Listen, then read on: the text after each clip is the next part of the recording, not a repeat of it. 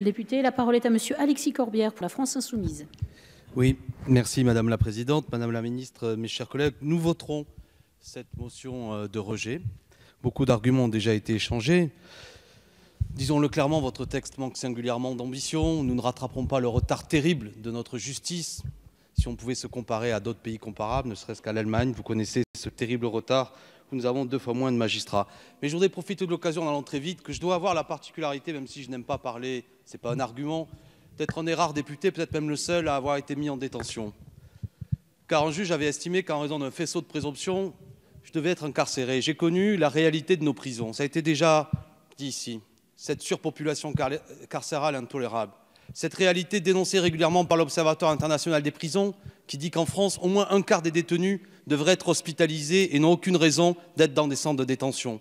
Vous connaissez cette réalité. Le fait que 20% des détenus, tel que c'était mon cas, sont là sans avoir été jugés, en détention provisoire, avec une utilisation abusive de cette pratique.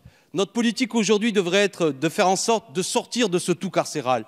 Vous proposez l'inverse. La réalité de l'augmentation du budget que vous proposez va être entièrement absorbée par des créations de 7000 places, avec le coût qui sera par la suite de la gestion. Donc vous continuez à aller dans la même direction, sans vous interroger sur le fait que nous avons beaucoup de détenus qui n'ont rien à faire dans les prisons, que cela coûte fort cher, que ça n'est pas une réponse de justice. Souvent sont-ils là en détention provisoire, car les tribunaux sont saturés, car les magistrats mettent du temps à prendre des décisions. C'est cela qui doit être fait en charge pour rendre la dignité à la justice, plutôt que de continuer. J'ai connu personnellement ces matelas par terre, 8 personnes dans une cellule à Fleury-Mérogis, en plein été lorsqu'il fait très chaud, l'incapacité pour beaucoup de détenus de prendre une douche pas plus de 2 fois par semaine.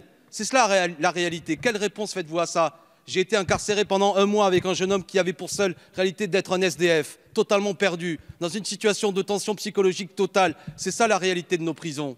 Que faisons-nous par rapport à ça? Quels moyens nouveaux nous donnons? Rien. Ces créations de postes de prison ne régleront pas la situation. Et finalement, votre budget manque singulièrement d'ambition pour régler cette injustice qu'il y a à notre difficulté face à la justice. Merci, monsieur le député. La parole est à